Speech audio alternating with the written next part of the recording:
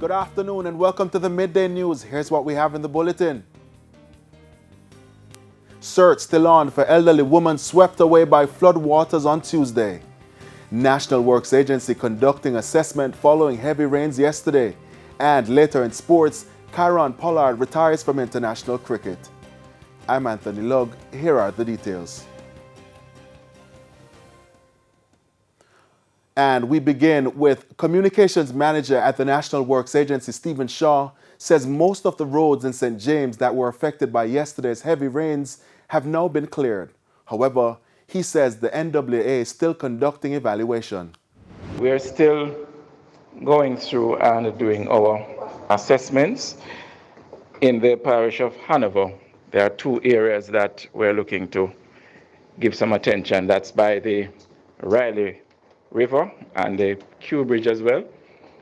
We had flooding there last evening, and we are looking now to do some work within the channels of both rivers where the floodwaters would have carried down a lot of debris, causing some blockage beneath those structures, and so we want to ensure that we give those some attention.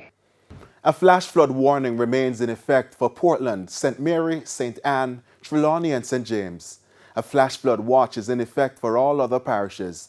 The advisory from the Met Office indicates this will be in place until 4 o'clock this evening.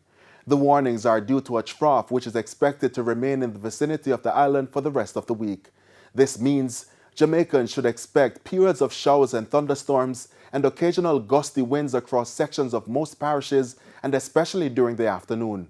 The Met Office says there should be showers across sections of northeastern parishes tomorrow and Friday morning, or scattered afternoon showers across most parishes with thunderstorms across sections of southern parishes. A flash flood warning means flooding has been reported and residents in low-lying areas should move to higher ground, while a flash flood watch means flooding is possible and residents are advised to take precautionary measures. In other news now, recommendations this afternoon from key education stakeholders about the ways to tackle violence in schools. At least one expert believes the establishment of special programs can help reduce incidents of violence involving students. Our reporter Sandy Williams has the final of a two-part special report. Me was a parent, one time I just peer bad word come out of my mouth. I used to explain to me, used to tell my pitney them. I say that I make them learn, but it never did I make them learn. It mash them up inside. She used to verbally abuse her children, but now she's been reformed. Althea Ramsey says parenting skills and the community at large can convince children that violence is the way to resolve conflict. Remember last week I talked to one and I say, me must kill the one who kill my father. And I say, all right, you go kill the man who kill your father. When you kill him, what happen now? What then? Because you go to jail and you go your parents not have it already for go up and down a jail. So where you go do? Kill him, where you go do? I say, boy, I tell you, I never look upon it that way there. I say, see, I saw it go. She says more positive role models are needed at the community level to help steer children away from a life of crime and violence. She herself has taken the step to be a positive influence in her community. So I start to get involved in my daughter and my son's schoolwork, and I start to go up at the office, and when I go up there now, they made Miss Beverly Mackenzie, that was his sister now, she'd have this parenting program and I start joining. But me did see what she say, you understand, and me gravitate to the teaching, and me try what she say, because every workshop where we go, me try it for my people, and I see it at work, and I say, what?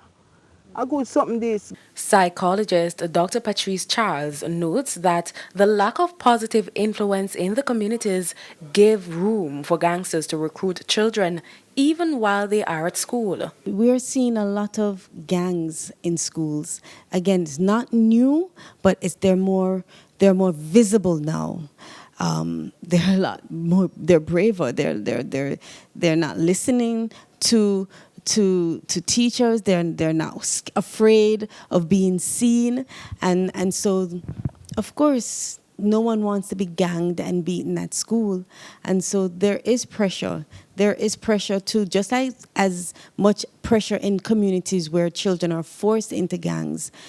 Gangs send children to school, students to school, to form their own gangs or branches within the schools. Last April, the government introduced the National Child Diversion Program as part of efforts to guide youths ages 12 to 17 in conflict with the law away from delinquent behavior. The program promotes rehabilitation and reintegration into their communities. While applauding the government's effort, Dr. Charles says tailored programs are also needed to better suit individual students who are involved in violent conflicts.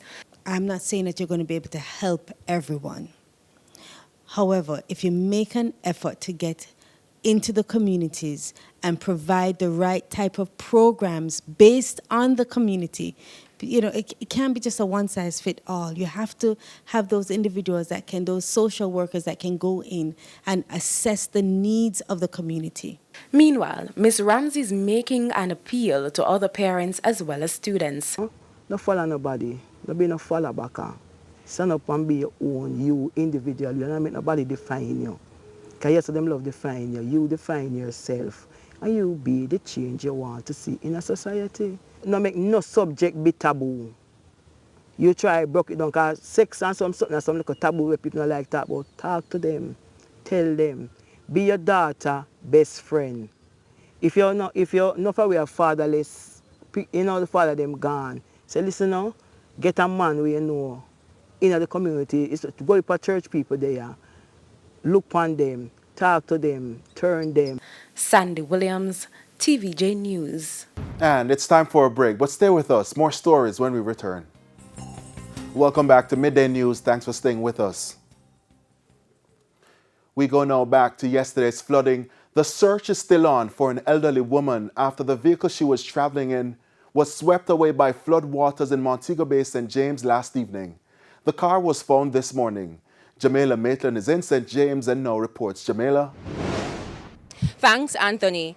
Now, the grey Toyota vehicle, or what was left of it, was discovered early this morning when the floodwaters subsided. It was found about 300 meters or so from where the water pushed the vehicle into a stormwater drain and into the Barnett River. Now, as you can see, its roof has been sunken into, its windows gone, and sand and silt now fill the passenger seat. Now, I spoke with the business operator who was on the scene both yesterday and early this morning. This is what he had to say. We started looking for the car, but we couldn't find the car. But we noticed that the river here, it was like wave. So we suspected that the car was here. By the time the firemen come, the car was already covered, so they couldn't see it. And as you would have heard in previous reports, two of the passengers who were in the vehicle, the father and his daughter, they were rescued yesterday. Unfortunately, the body of his granddaughter, a 12-year-old girl, she was found yesterday. Now, the grandmother, she remains missing. Reporting from the Barnett River in Montego Bay, St. James, it's back to you in studio. Thanks, Jamila. Over in Mape and Clarendon, heavy rains yesterday left some pedestrians and motorists stranded. The flooding caused the traffic pileup. While some tried to maneuver floodwaters, others had a challenge getting home. Residents are renewing calls for something to be done to prevent the flooding. Work, Just I come up and work, and find say, I can't reach, not even at the town, man. Yeah? I mean, notice Spanish town are the same thing, Yeah, we need some solution for the place. Somebody must can come with a solution and fix the place. You understand? Because right now everybody trapped in a whole place. Anywhere you turn, yeah, it's like a river. To other news again, the Manchester Municipal Corporation says it has reached its property tax collection target for the last financial year, April 2021 to March 2022. This is the first for the corporation in 7 years. Director of Finance at the corporation, Philroy Richards, said a target of $900 million was set. $913,957,338. Just to at this point commend the property tax unit led by Ms. Kiana Morgan. We have collected in terms of our target, 101%. Just to also point out that for the month, based on the use of the mobile unit, we saw a collection of over 20 million. Mandeville accounted for $789 million of the total collected and Christiana $120.7 million. In terms of taxes collected from trade licenses, Mr. Richards said over $5 million was collected for the month of March. Which gives us a total for the year, $23,756,208.67. He was speaking at the corporation's monthly meeting recently. A car dealer was shot dead during an attack at a bar in Hatfield District in Manchester last night. He has been identified as 38-year-old Davan Henry, otherwise called Shortman. It's reported that Mr. Henry was at the bar with friends around 8:30 when he was attacked by men who shot him several times. The gunmen escaped. The police have not yet established a motive for the killing. The police are investigating the circumstances which led to the shooting death of a taxi operator in St. James this morning. It's reported that 43-year-old O'Neill Smith stopped to purchase food where he was pounced upon by gunmen who shot and killed him. The incident happened in Green Pond. And it's now time for the Business Minute.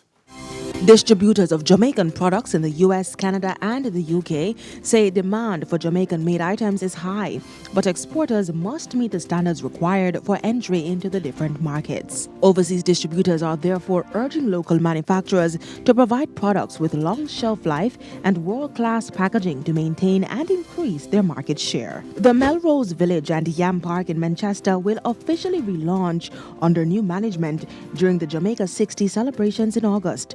Ideas Generation, headed by Kevin Frith, will be adding a jerk center and bar, along with a 6-bay car wash to the amenities. The company plans to spend $19 million on the upgrades as a recreation and rest stop. And that's it for the Business Minute. I'm Cody Ann Barrett. And here's a preview of what's coming up in this evening's health report. In this evening's health report, we look at cervical cancer. A lot of people think that doctors or hospitals are scary and they don't want to come in. Sometimes patients are afraid when they have the symptoms, so they feel it's better to stay home and hope for the best, because knowing what is wrong would be painful and scary and it's going to make things worse. But it's always better to come in early at the first sign of trouble. Don't think that you're annoying us. We would rather see you and it's just an infection rather than you have a cancer there or precancerous thing that we can treat and get rid of it. So don't think that you're bothering the doctors or nurses. We are here to help you and we want to take care of you. That's the health report in Primetime News at 7. And now for today's healthy living tip. Get routine pap tests. Follow up on abdominal pap smears. Get vaccinated. Practice safe sex and quit smoking. And time now for the top regional and international stories. Here's Sandy Williams. In regional news, Guyana police have issued a warrant for the arrest of a 30-year-old man accused of stabbing his 17-year-old stepson to death on Sunday night. Police said that Daniel Wilson was with his cousin and his stepfather at a bar when a row erupted. The authorities said during the altercation, the stepfather used a knife to stab the 17-year-old youth several times. The cousin attempted to intervene, but he was also stabbed in the chest. The two cousins were rushed to the hospital where Wilson was pronounced dead and the cousin admitted in critical condition. On Tuesday night, the police issued a wanted bulletin for the arrest of the stepfather, who has gone into hiding. On the international scene, Kenyan police have launched a manhunt after the body of a female athlete was found with stab wounds in the town of Eton, famous for its center for long-distance runners. Police say they are looking for the Ethiopian boyfriend of Damaris Mathi Mutua. The 28-year-old athlete was born in Kenya but competed for Bahrain. She is the second female athlete to be killed in Eton in a year. Last year, Kenyans were shocked by the killing of Olympic runner Agnes Tirop. Her husband remains in custody and denies murder. And those were the top regional and international stories. I'm Sandy Williams. Thanks, Sandy. And we head now to a quick break. When we return, we'll have your midday sports report. Simon Preston is standing by.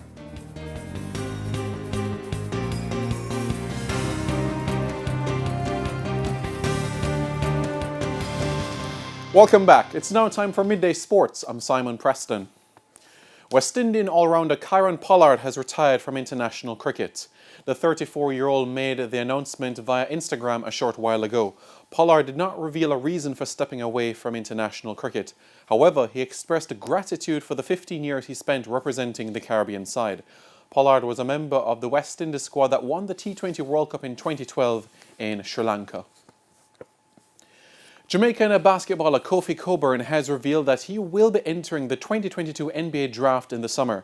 The 22-year-old 7-footer made the announcement on his social media platforms on Wednesday, signaling his end to his time in college basketball with the University of Illinois Urbana-Champaign. Over the last 3 years, Cockburn has been in the All-American Team of the Year twice. He also averaged 20.9 points last season, which was his best return in college basketball. Meanwhile, former national youth player Josh Minott out of the University of Memphis will also be entering the NBA draft come June. The 6'9" forward played his first season of college basketball in the 2021-2022 season. Nick Richards out of the Charlotte Hornets is currently the only Jamaican plying his trade in the NBA. The draft is slated for June 23 in New York. To football we go now, as the under-17 Reggae girls will play all of their group stage games at the Estadio Olimpico in the Dominican Republic. The venues for the tournament were revealed today as the Reggae girls get set to face Bermuda, Canada and the host nation in the tournament. The CONCACAF Women's Under-17 Championship is set to run from April 24 to May 8. The Jamaicans will open their account in the tournament on Sunday against Bermuda. The top 3 teams from each group will advance to the round of 16 of the competition. The top 3 teams will qualify for the Under-17 FIFA World Cup in India later this year. This is Jamaica's first appearance at a CONCACAF Under-17 Championship since 2016. Across the Atlantic we go now, as Arsenal will be looking to move within 5 points of the top 3 as they face Chelsea at Stamford Bridge this afternoon. Arsenal are 5th in the table on 54 points, while Chelsea are 3rd on 62. Kickoff is at 1:45. In other 1:45 kickoffs, Everton battles Leicester City, Newcastle United entertains Crystal Palace, while at 2 o'clock defending champions Manchester City welcomes Brighton and Hove Albion to the Etihad. Manchester City will need a win in order to return to the top of the table. And finally this afternoon, Jamaica's men's rugby sevens team will face Curaçao in their opening match of the 2022 World Cup qualifiers in the Bahamas on Saturday. The Crocs will also face the host nation and Guyana on the opening day at the Thomas Robinson Stadium. The top 2 teams from each group will advance to the quarterfinals of the tournament. The 2 finalists will book their ticket to the 2022 Rugby Sevens World Cup in South Africa in September. The Crocs are bidding to be Jamaica's first male sports team to qualify for 2 senior World Cups. The Crocs are expected to arrive in the Bahamas later today. And that is where we'll leave the field of play for now. For your midday sports report, I'm Simon Preston. Anthony, it's over to you. Thank you very much, Simon. And that's the Midday News. I'm Anthony Lugg. Join us at 7 for Primetime News. On behalf of the news, sports and production teams, good afternoon.